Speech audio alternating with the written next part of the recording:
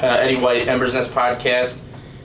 In this one, it was a tough one, dropping this one to the Vegas Thrill 3-1, Vegas Thrill 3-1. You hit 300 in this one, but obviously it came up short as a team. What would you say about the team's effort in this game?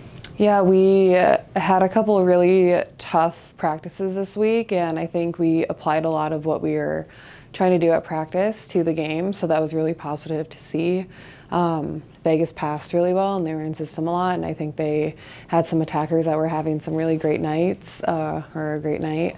And I don't think we quite adjusted as well as we needed to, but it was really reassuring to see some positive things out of a lot of different people.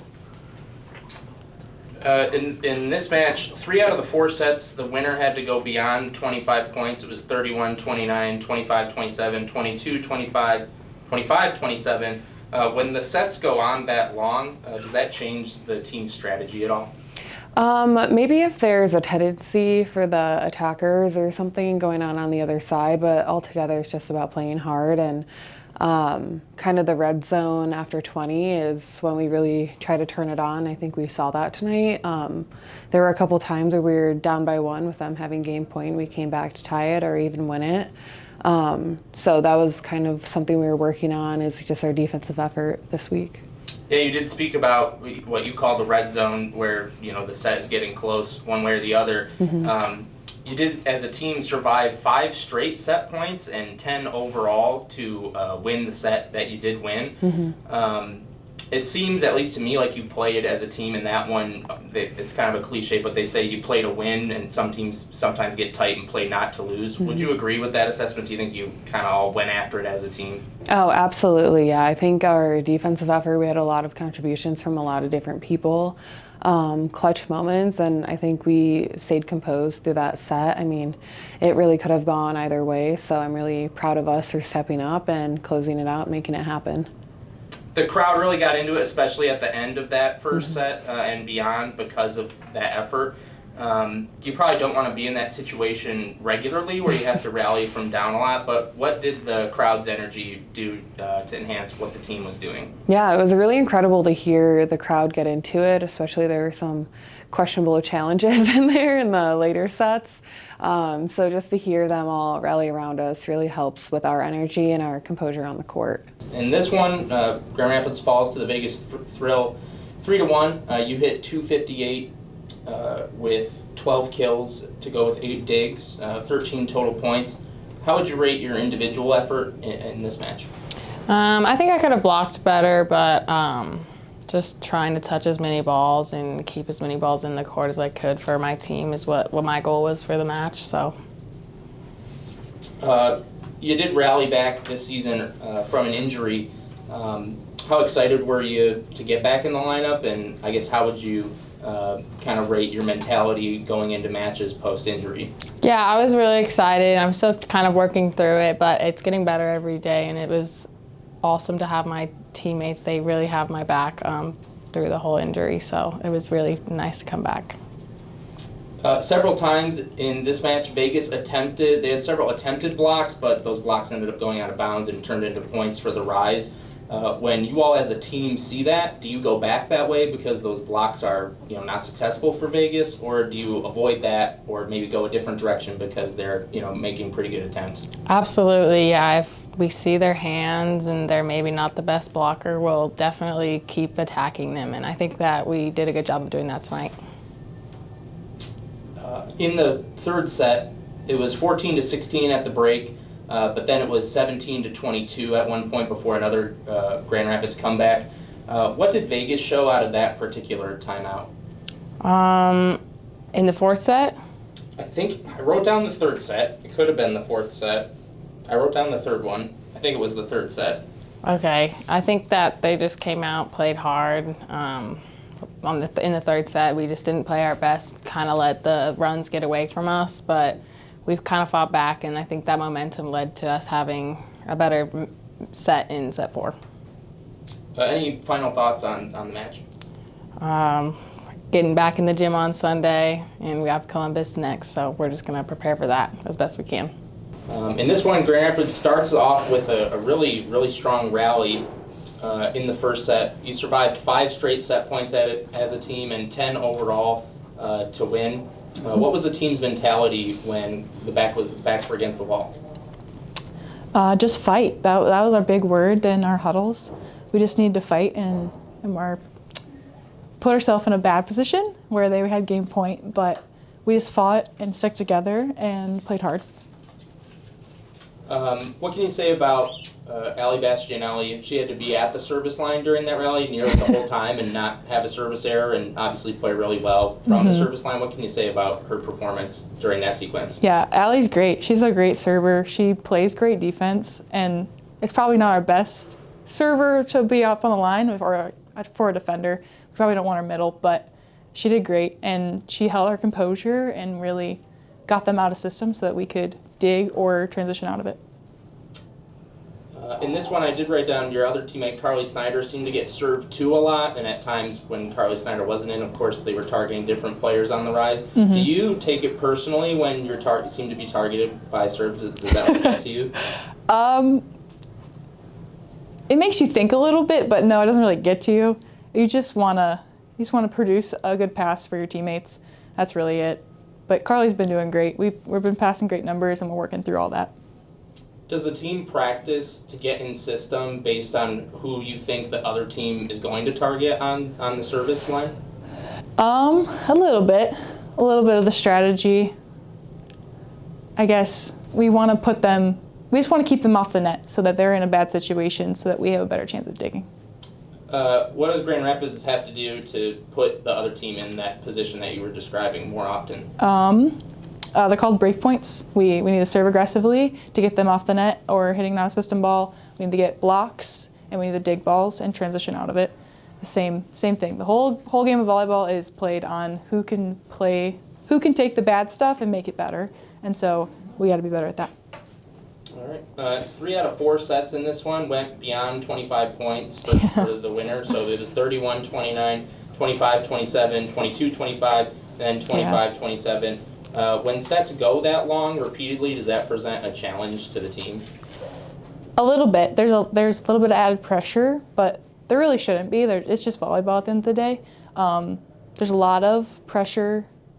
I don't even want to say the word pressure. There's a lot of intensity when it comes to on stealing a point.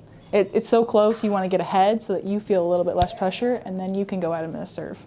All right. Any final thoughts on the match? I'm excited to get in the gym with my teammates. We've made really good strides this week, and I'm excited what we're going to do.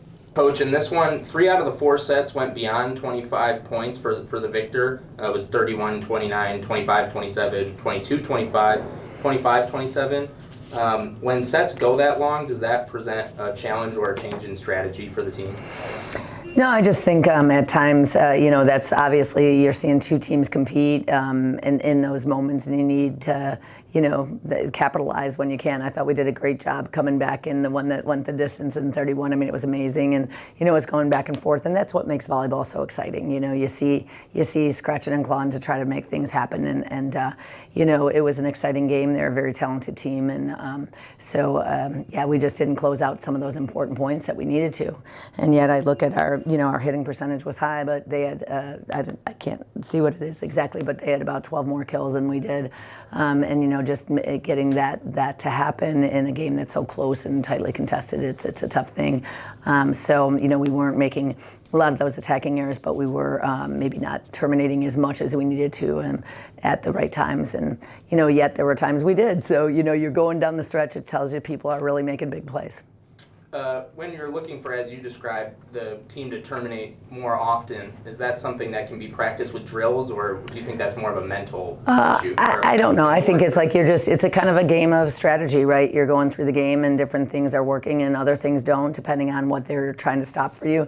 Just taking the big swing and making sure that we're aggressive at that stretch. I think we had some crucial serving errors, where that could have helped us a lot as well, but just they did too. So it was for both sides.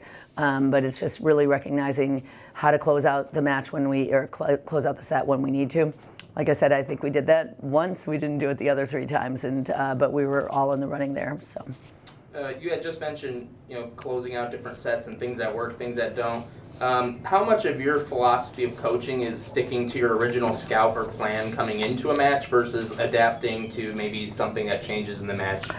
I think you have to be adapting to everything that's happening in the match. I mean, you have your idea. Players aren't going to do a complete turnaround from what they have in the scouting report. I'm not going to all of a sudden start doing something that I can't do.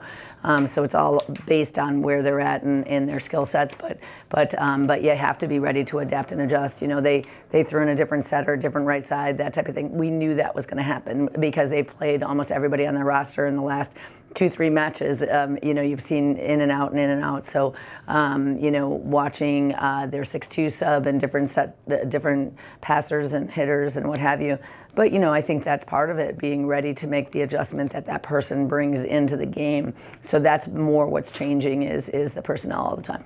Sure. Yeah, you did just mention, I think, something to the effect of, you know, rolling with the punches and being maybe a little unpredictable. There was at one point on a Raven Colvin serve, the Vegas bench shouted middle back row, and that's exactly where Raven Colvin serve went.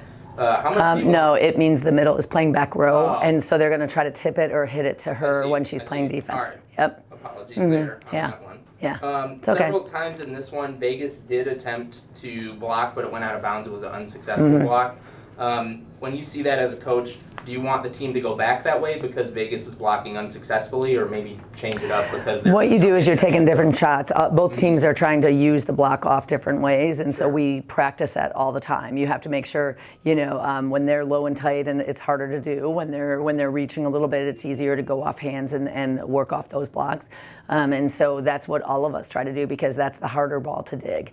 When it ricochets, it's harder to run it down. Your defense has to be stopped and those types of things. So, you know, everybody's working off that because kills aren't easy to come by. So the straight shot is almost, you know, you're there, you're positioning yourself in a way that you can dig those balls.